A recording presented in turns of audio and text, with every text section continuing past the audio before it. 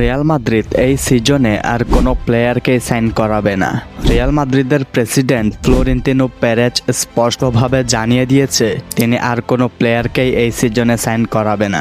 William Saliba, Ibrahima Konate, Alexis Mac Allister, Vitinha, Enzo Fernandez, Nicolo Barella, Rodri Hernandez, Stiller এতগুলো প্লেয়ারকে sign করানোর কথা উঠলেও Real Madrid এখন আর কোনো প্লেয়ারকে সাইন করাবে না। কেন? চলুন সেটাই জেনে আসি। টনি ক্রুস চলে যাওয়ার পর একজন মিডফিল্ডারের অভাবে ভুগছে রিয়াল মাদ্রিদ। একজন মিডফিল্ডার বলতে একজন গেম কন্ট্রোলারের অভাবে ভুগছে, যে গেম কন্ট্রোলার রিয়াল মাদ্রিদের টেম্পোটা ধরে রাখবে, রিয়াল মাদ্রিদের গেম কন্ট্রোল করবে। টনি ক্রুস চলে যাবার পর লুকা মদ্রিচ ছিল, এখন লুকা মদ্রিচও বিদায় নিয়েছে। সেই হিসেবে সবাই ভেবেই নিয়েছিল রিয়াল মাদ্রিদ একজন গেম কন্ট্রোলার তাদের দলে সাইন করাবে এবং রিয়াল মাদ্রিদও চেয়েছিল একজন ম্যাচ কন্ট্রোলার দলে আনতে। তবে বর্তমানে যে ম্যাচ কন্ট্রোলারগুলো আছে তাদের সবারই তাদের নিজস্ব দলের সাথে লং টার্ম চুক্তি রয়েছে। সেই জন্য এদেরকে রিয়াল মাদ্রিদে নিয়ে আসতে হলে 100 থেকে 150 মিলিয়ন খরচ করতে হবে এবং এই জায়গায় রিয়াল মাদ্রিদ চেয়েছিল রদ্রিগোকে বিক্রি করে একজন দামি মিডফিল্ডার দলে সাইন করাতে।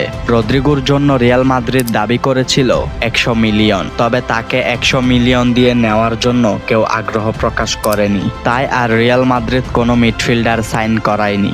গত সিজনে তাদের ডিফেন্সের অনেক বেশি ভুল ছিল, সেই জন্য তারা লিগে অনেক ভুগেছে এবং তারা এই সিজনে একজন ডিফেন্ডারও সাইন করাতে চেয়েছিল।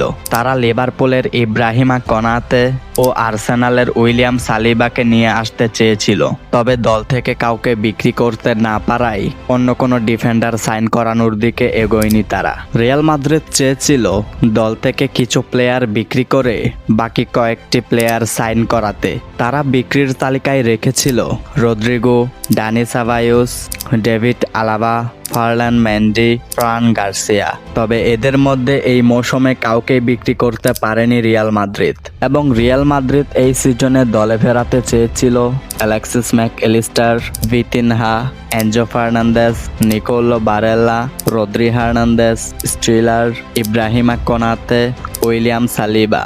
তবে কাউকে বিক্রি করতে না পারায় কাউকে কেনাও সম্ভব হয়নি রিয়াল মাদ্রিদের।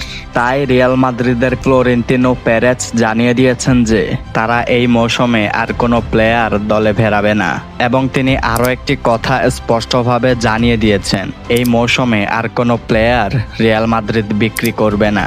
সম্মানিত ভিউয়ার্স, ফ্লোরেন্তিনো পেরেজের এই সিদ্ধান্তটি আপনার কাছে কেমন লেগেছে?